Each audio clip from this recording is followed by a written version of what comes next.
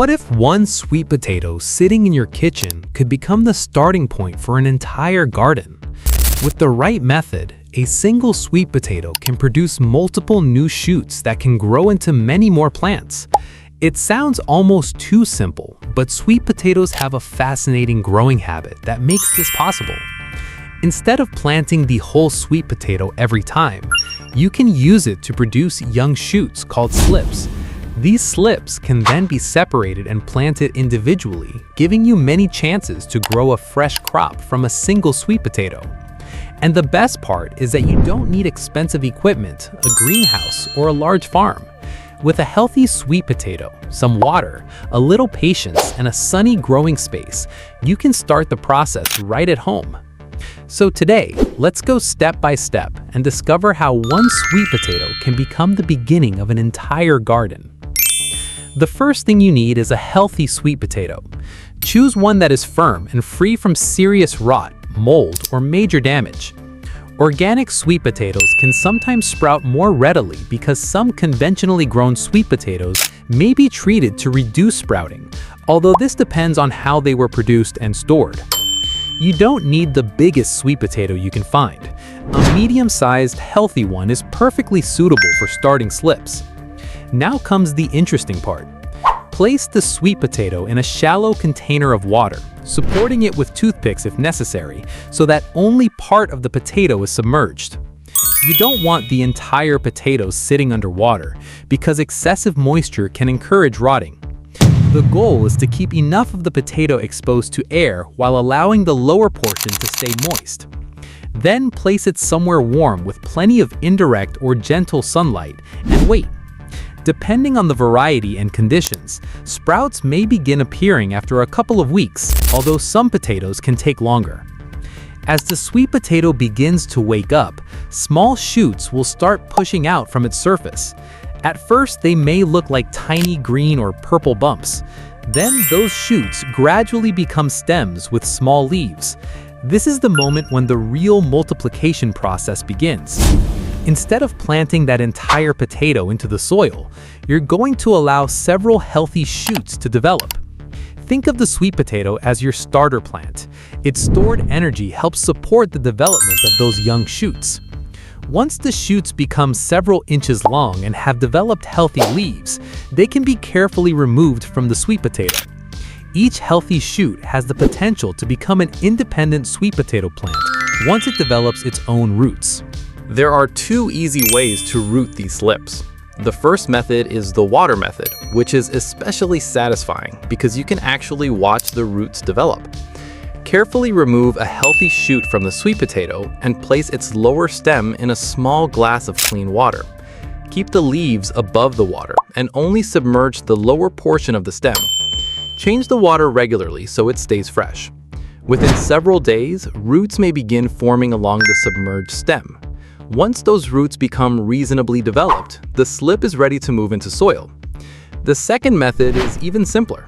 You can plant the fresh slip directly into moist soil, especially if it already has roots or you are working in a warm growing environment. The water method is excellent for beginners because you can see exactly what's happening underground, while direct planting saves the step and can reduce the disturbance caused by transplanting. Now, let's compare this with the traditional approach. If you simply plant one whole sweet potato, you are essentially using that entire tuber to start one growing point or a cluster of shoots in one location. But when you use the sweet potato to produce slips, you can separate those shoots and spread them across your garden. That's where the multiplication becomes so interesting. One healthy sweet potato can produce many slips over time, although the exact number depends on the variety, temperature, health of the potato, and growing conditions. Some potatoes may produce only a handful of strong slips, while vigorous ones can produce many more. So rather than thinking of it as a guaranteed dozens every time trick, think of it as a way to multiply your planting material dramatically from a single starter tuber. Once your slips have healthy roots, it's time to prepare their new home. Sweet potatoes love warmth, sunlight, and loose, well-drained soil. If your garden soil is heavy and compacted, improve it with organic matter so the roots and developing tubers have room to expand. Raised beds, garden rows, and even large containers can all work well. When planting the slips, place the rooted portion into the soil and cover the roots and lower stem while keeping the leaves above the surface. Give each plant enough space because sweet potato vines can spread surprisingly far. If you're growing in a garden, allow generous spacing between plants and rows according to the variety and your available space. In containers, choose a large container with good drainage rather than trying to squeeze several plants into a tiny pot. The next important factor is sunlight. Sweet potatoes are warm season crops and generally perform best when they receive plenty of sunlight. A bright location helps the vines produce energy through photosynthesis, which ultimately supports the development of storage roots underground. Water is important too, especially while newly planted slips are establishing themselves. Keep the soil consistently moist during the early stage, but avoid keeping it constantly waterlogged. Once the plants become established, they can tolerate periods of drier soil better than they could as young slips. The key is balance. Enough moisture to support growth, but good drainage so the roots don't remain surrounded by stagnant water. And here's something many beginners don't realize. More leaves and longer vines don't automatically mean more sweet potatoes. Sweet potatoes naturally produce vigorous vines, and under favorable conditions, they can cover a surprisingly large area. The plant needs healthy foliage because the leaves capture sunlight and produce energy. But your goal is to create a balanced growing environment rather than simply encouraging endless vine growth. Keep weeds under control, maintain good soil moisture, and avoid excessive fertilizer, particularly excessive nitrogen, because too much nitrogen can encourage leafy growth at the expense of storage root development. A healthy plant should gradually develop a strong network of vines while the underground roots begin forming and enlarging. After several weeks of growth, your garden may look completely different. What started as a single sweet potato sitting in a small container can eventually become rows of green vines spreading across the soil. This is what makes sweet potatoes such an interesting crop for home gardeners. You aren't simply planting a vegetable, you're using the plant's natural ability to reproduce vegetatively. And once you understand the process, you can repeat it. A sweet potato produces slips, the slips become plants, and those plants produce new sweet potatoes underground.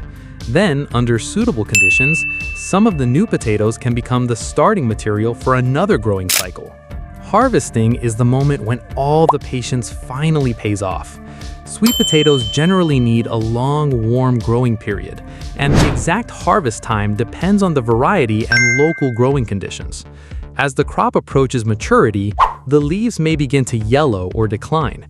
Before harvesting the entire crop, it's wise to check the soil around one plant and see how the developing roots look. When you're ready, loosen the soil carefully rather than pulling aggressively on the vines, because sweet potato skins can be delicate when freshly harvested.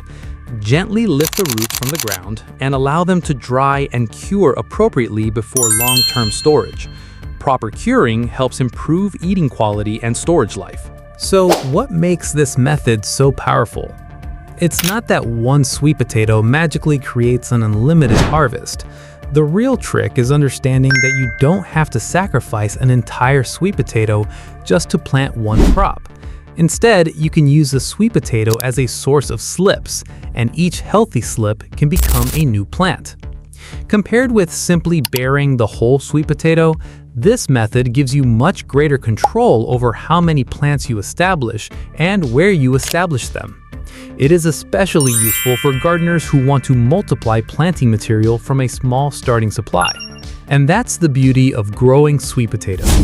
What looks like an ordinary vegetable from the kitchen can become the starting point for an entire growing project. One sweet potato, a little water, some warmth, sunlight, healthy soil, and patience can take you from a single tuber to a whole collection of young plants. So the next time you have a healthy sweet potato that starts sprouting, don't throw it away. Give those shoots a chance. Grow the slips, root them, plant them, care for them, and watch the vines transform your garden. One sweet potato may be small, but with the right technique, it can become the beginning of something much bigger. Thanks for watching.